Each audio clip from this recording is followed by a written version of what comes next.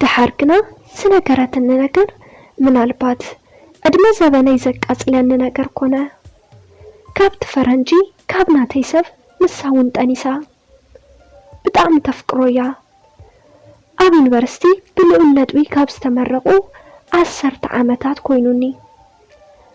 ሎሚ ኣብ ሓደ ናይ ወጻእ ትካል ብሙያ ሓላፍነት እናሰራሕኩ እንትኾን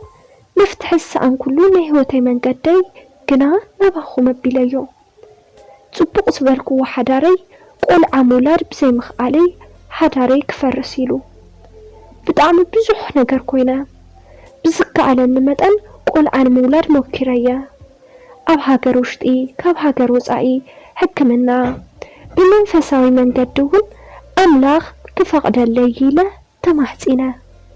ብዙሕ ሞኪረ ብጣዕሚ ፈቲኒ ህይወተይ ብዘይካ ከባዱ እያ ዝበለኒ በዓል ሓዳረይ ቀስ ብቀስ ባህርያቱ ተቀያይሩ ብናይ ቤተሰቡ ምኽንያት ሓዳርና ፈረሰ ድሕሪኡ ዝነበረ ናይ ልበይ ስብራት ብህይወተይ ብጣዕሚ መሸገረ ግዜ ከሕልፍ ገይሩኒ በዚ ማእኸልን ከለኹ ኣባይ ሓፍተይ ብምዕራፋ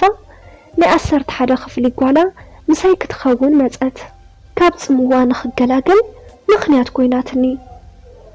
እንደ ሓደረ ብዝመፀ ኹዝሪ ካብ ዝነበርክዎ ሕማቕ ስምዒት ወፂ ፍቕሪ ካብ ካልእ ሰብ መሊሰ ክረክብ ኣይተጸገምኩን መልክዐይን ቁመናይን ጽቡቕ ብምዃኑ ዝርኤኒ ኩሉ ዝምነየኒ ብምዃነይ ብዙሕ ግና ኣይድነቕን ቆልዓይ ሙላድ ድሌተይ ግና ካብ ውሽጠይ ወፀን ተኾነለይ ኢለ ንፍታነ ይቋረጽኩን ግና ድማ ዓመት ንዓመት ተከአ ሓሳበይ ኣይተሳኽዐን በዚ ማእኸል ምሳይ ዝሰርሕ ናይ ወጻእ ዜጋ ፈረንሳዊ ምስኡ ፍቕሪ ጀሚረ ብጣዕሚ ብዙሕ ነገር ተመቻቺና ናይ ብሓቂ ይሕግዘኒ እዩ ሓሳበይ ኩሉ ይርድአኒ ዓይነይ ሪኡ ዝደለኽዎ ነገር ይርድኦ ካብ ናይ መጀመርታ ሓዳረይ ሰኣንክዎ ኩሉ ካብኡ ክረኽቦ ጀሚረ ምስኡ ብሓዳር ንምንባር ኣቂድና ቆልዓ ተረኺብና ጽቡቕ ተዘይኮይኑ እውን ናይ ካልእ ሰብ ተቐቢልና ከም ናይ ባዕልና ጌርና ንዕቢና በለኒ ጉድኣተይ እናቕለለለይ እቲ ሓቂ ምእማን ጀሚረ በዚ ማእኸል ኣብ ኣውስትራልያ ካብ ናተይ ተመሳሳሊ ፀገም መፍትሒ ሕክምና ኣለዎ ተባሃለ ዓዲ ተጓዒዘ ንኡ ገዲፈዮ በይነይ ጉዕዞ ገይረ ንሽሞንተ ሰሙን ኣብኡ ፀኒሐ ትኹነታት ተስፋ ኣለዎ እዩ ተባሂለ ናብ ዓደይ ተመሊሰ ድሕሪ ናይ ዓደይ ምምላስ ፍቕርና ደሚቑ ብተስፋ ቀጸለ በዚ ማእኸል ጓል ሓፍተይ ጸባያና ተቀያየረ መጸ ምኽንያቱ ተይተረድአኒ ትባእሰኒ ጀመረት ምስኡ ብምዃነይ ደስ ዘበላዱ ይኹን ተይቕይመያ እናበልኩ ንኸዛርባ ሞኪረ ግና ድማ መልሰይ ትህበንን በዚ ማእኸል ኣነ ምጥናሰይ ፈሊጠ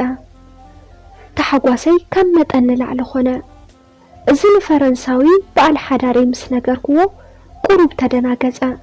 በዚ ማእኸል ጓል ሓፍተይ ኣብ ሓደ ምሸት ቀዳም መዓልቲ ናይ ምሸት 5 ሰዓት በረይ ጓሕጓሖት ተተፈጠረ ነገር ግራት ተኣታተወኒ ተኾንኪ ህሙክ ድዩ ክብል ብድንጋጸ ጠይቀያ ከባይ ንላዕሊ ፈረንሳዊ በዓል ሓዳረይ ምድንጋጹ ቁሩብ ተሕሰበኒ ዋላ ናብ ሳሎን ሒዘያ ኸይደ ብጣዕሚ እናበኸየት ንውዕለታኺ ካብ ልብኺ ርገምኒ ክትብል ተዛረበትኒ ታይ ምዃኑ ፈሪሐ ሰማይ ምድሪ ዘይሩኒ ድሓር ግና ዝነገረትኒ ነገር ምናልባት ዕድመ ዘበነይ ሙሉእ ዘቃጽለኒ ኾነ